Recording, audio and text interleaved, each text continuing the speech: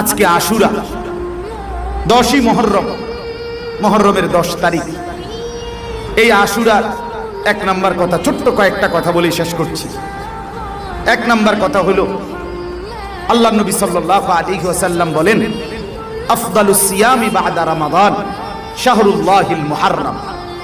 নবীজি বলেন, রমজানের পরে আল্লাহর নিকটে সবচেয়ে উত্তম, শ্রেষ্ঠ, সম্মানিত রোজা হচ্ছে মুহররমের রোজা।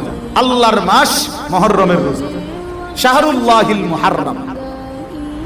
এজন্য মুহররম মাসের নফল রোজা রমজানের রোজার পরে আল্লাহর নিকট খুব দামি।